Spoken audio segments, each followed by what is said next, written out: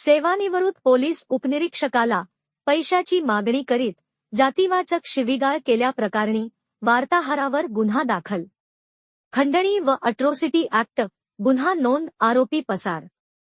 Police station Ghatanji येथील सेवानिवृत्त police उपनिरीक्षक सरकारी वसाहत सोडण्यासाठी वार्ताहरांनी पैशाची मागणी करीत अश्लील जातीवाचक शिवीगाळ केली व बदनामीकारक बातमी प्रकाशित करणाऱ्या एका वार्ताहर विरुद्ध गुन्हा नोंद करण्यात आला. पोलिसांनी दिलेल्या माहितीनुसार घाटंजी पोलीस ठाण्यातील सेवानिवृत्त पोलीस उपनिरीक्षक विलास सिडाम हे गेल्या 30 वर्षांपासून पोलीस विभागात कार्यरत होते.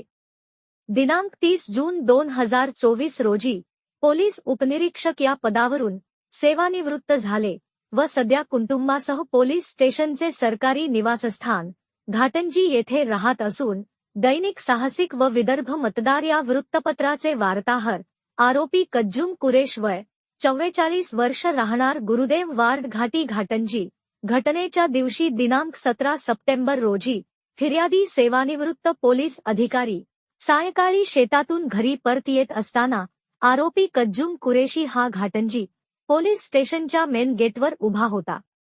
तेव्हा दिसताच आरोपीने थांबविले आणि धमकी देत भरपूर दिवस झाले तुम्ही सरकारी वसाहतीत राहत आहे, त्याची पेपराला बातमी प्रकाशित करावी लागेल.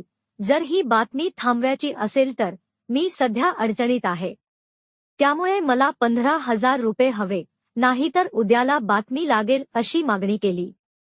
तेव्हा फिर्यादीने आता माझ्याकडे 2,000 रुपये आहे, बाकी नंतर बघू असे म्हणून आरोपीला पैसे दिले.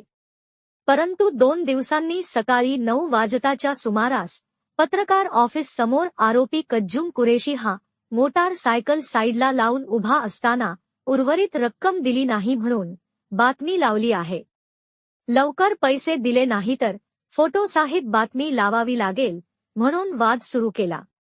त्यावेळी आरोपीने जातीवाचक अश्लील शिवीगाळ करून जीवे मारण्याची धमकी दिली. यावरून उपविभागीय पोलीस अधिकारी रामेश्वर वेंजने यांच्या मार्गदर्शनाखाली घाटंजी पोलीस स्टेशनचे पोलीस निरीक्षक निलेश सुरकर यांनी भारतीय न्याय संहिता अंतर्गत गुन्हे नोंद करण्यात आला असून पुढील तपास पोलीस उपनिरीक्षक राजेश पंडित करीत आहे. जिल्हा प्रतिनिधी मुझम्मिल पटेल, न्यूज 24, आपकी आवाज.